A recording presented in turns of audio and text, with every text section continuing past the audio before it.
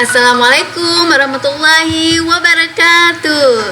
Selamat datang kakak abang. Apa kabar nih semuanya? Semoga aja dalam keadaan sehat walafiat ya. Nah, jumpa lagi bersama ibu di sini pada layanan konseling secara daring. Nah, pada kesempatan kali ini kita akan mengangkat topik tentang sikap dan perilaku asertif. Ada yang tahu tidak apa itu asertif? Atau pernah dengar? Nah, sebelum ibu jelaskan, ibu mau bertanya dulu nih. Coba kalian jawab dalam hati ya. Nah, ibu mau tanya nih, pernah nggak temanmu mengajak kamu tuh membolos dan kamu menurutinya? Coba dijawab dalam hati ya.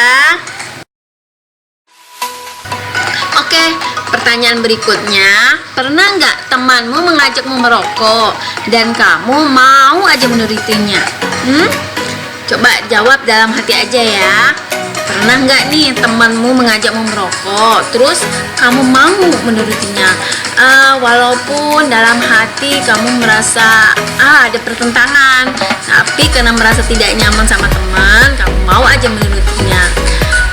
Coba dijawab ya, dalam hati aja.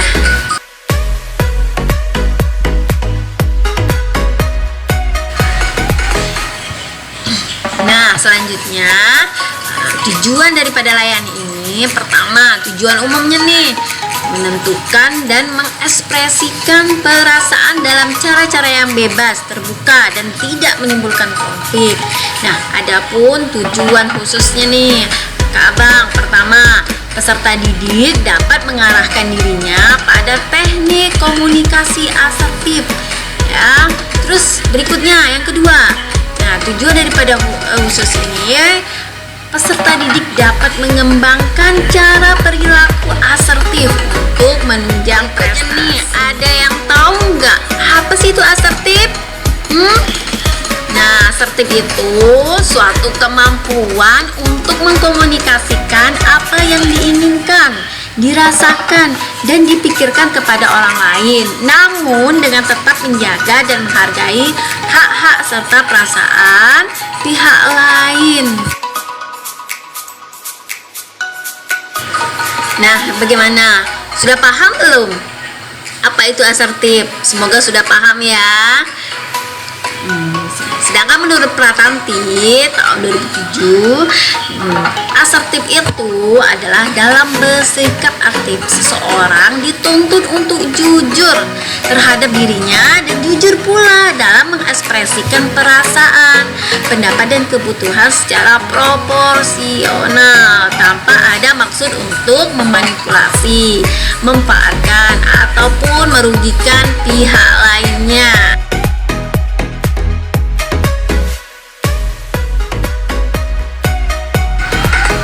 Nah, bagaimana? Paham nggak apa itu asertif? Semoga kalian paham ya. Nah, kemudian perilaku asertif ini dapat ditunjukkan dengan tegas ya, secara positif. Jika diri kita, kata kunci di sini adalah tegas.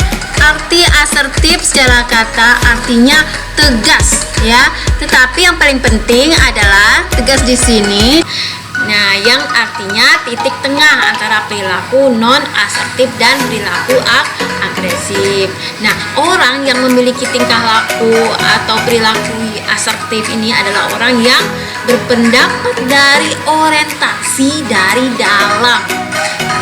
Maksudnya begini, itu memiliki kepercayaan diri nih. Nah, kemudian dapat mengungkapkan pendapat dan ekspresi yang sebenarnya tanpa rasa takut ya. Jadi dia berani mengungkapkan pendapatnya ya, tidak ragu-ragu tanpa rasa takut karena dia merasa benar.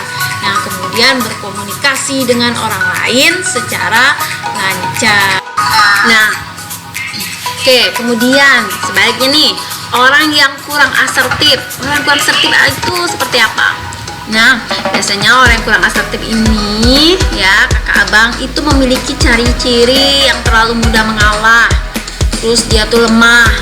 kemudian mudah atau cepat tersinggung, terus ada rasa cemas, kemudian kurang yakin pada diri sendiri, terus sukar mengadakan komunikasi dengan orang lain, ya.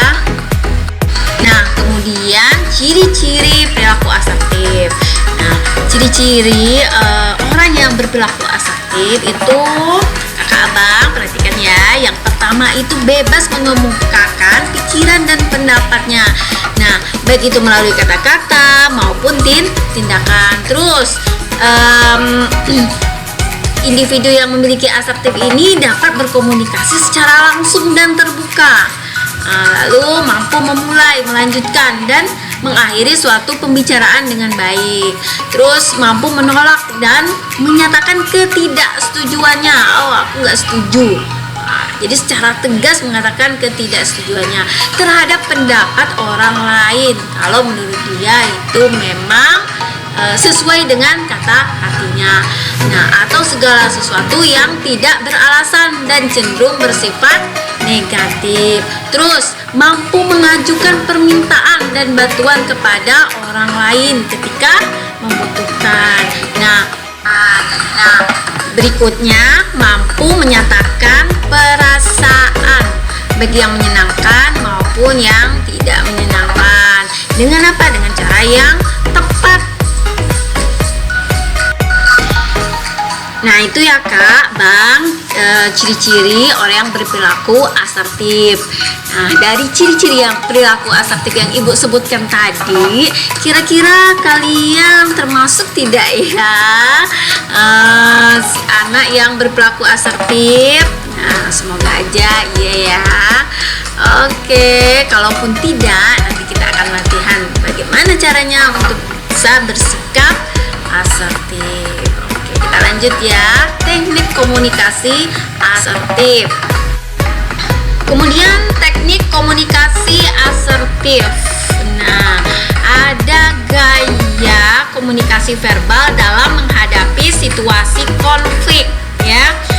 Yang pertama itu agresif. Nah, gaya komunikasi yang cenderung kasar kepada orang lain, menuntut, kasar, dan bertindak dengan pola bermusuhan, itu yang dinamakan teknik komunikasi agresif. Kemudian ada teknik komunikasi asertif. Nah, apa itu teknik komunikasi asertif seperti apa? Ya, gaya komunikasi yang mengekspresikan perasaannya, meminta apa yang dia inginkan dan mengatakan tidak untuk menolak apa yang dia inginkan, seperti yang kita bahas tadi. Nah, ini teknik komunikasi asertif ya. Kemudian ada teknik komunikasi pasif. Nah, teknik komunikasi pasif ini gaya berkomunikasi yang tidak tegas dan pasrah dan tidak mau memberi tahu apa yang seharusnya dilakukan orang lain. Jadi biasanya itu manut aja, ikut aja. Kadang juga merasa tidak nyaman, tidak enak. Jadi udah turut aja. Nah, itu dia ya. Teknik gaya komunikasi verbal dalam menghadapi situasi konflik. Paham ya sampai di sini? Nah, setelah kita bahas tadi, tolong jawab dengan jujur ya. Apakah kamu menuruti temanmu karena merasa tidak enak hati pada temanmu dan tidak khawatir tidak ditemani lagi? Nah, coba jawab dengan jujur. Kamu termasuk perilaku yang seperti apa? Apakah pasif, asertif, atau agresif? Nah, tadi kan kita sudah bahas orang yang bersikap pasif, teknik komunikasinya seperti apa, asertif, juga agresif. Nah, kira-kira kamu ini di posisi yang mana? Apakah pasif, asertif, dan agresif? Oke. Coba mana gaya komunikasi yang terbaik dari ketiga gaya komunikasi di atas? Apakah gaya tegas merupakan gaya yang terbaik dalam menghadapi dan mengatasi konflik? Nah, berikut ini adalah strategi untuk meningkatkan asertivitas. Nah, yang pertama, evaluasilah hak-hak pribadi Anda. Maksudnya di sini dalam setiap situasi kita perlu menentukan hak-hak yang kita miliki, seperti hak untuk membuat kesalahan dan mengubah pikiran atau pandangan ya. Kemudian yang kedua, kemukakanlah masalah dan konsekuensinya kepada orang lain. Jelaskan nih sudut pandang kita tentang situasi yang dihadapi, termasuk meski orang lain sudah memahaminya. Nah, deskripsikan masalah yang dihadapi secara objektif tanpa perlu kita menyalahkan orang lain. Contohnya nih, saya merasa terganggu kalau kalian ribut di kelas, jadi tolonglah jangan diulangi lagi ya. Nah, jadi kita katakan secara tegas dan objektif. Oke, berikutnya yang ketiga, ekspresikan perasaan tentang situasi tertentu.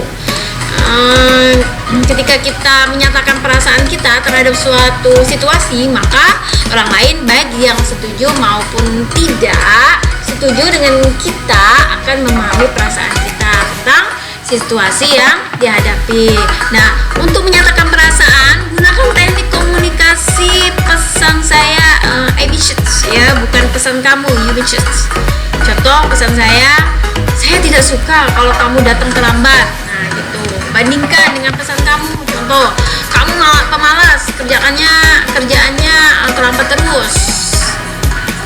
Oke, kemudian yang keempat, kemukakan permintaan Anda. Maksudnya di sini poin ini merupakan hal paling penting dari perilaku tegas ya.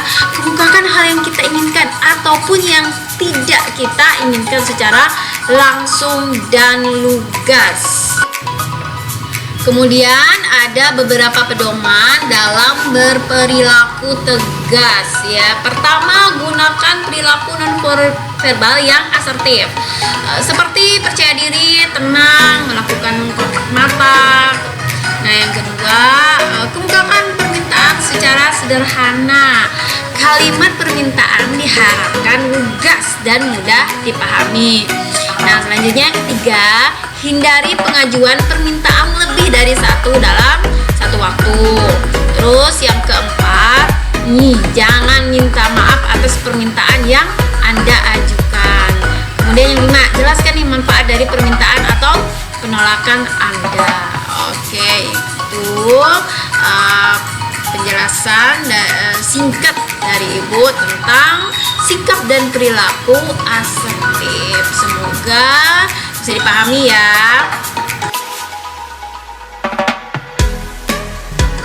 Intinya adalah dari komunikasi efektif ini proses untuk meraih situasi yang tidak diinginkan oleh kedua belah pihak. Artinya dimanapun kita berada dengan siapapun ya, nantinya penting nih untuk berkomunikasi secara efektif dengan siapapun. Oke, Ibu akhiri sampai di sini dulu ya. Mohon maaf apabila ada kekurangan dan tidak berkenan. Ibu akhiri sampai di sini. Assalamualaikum warahmatullahi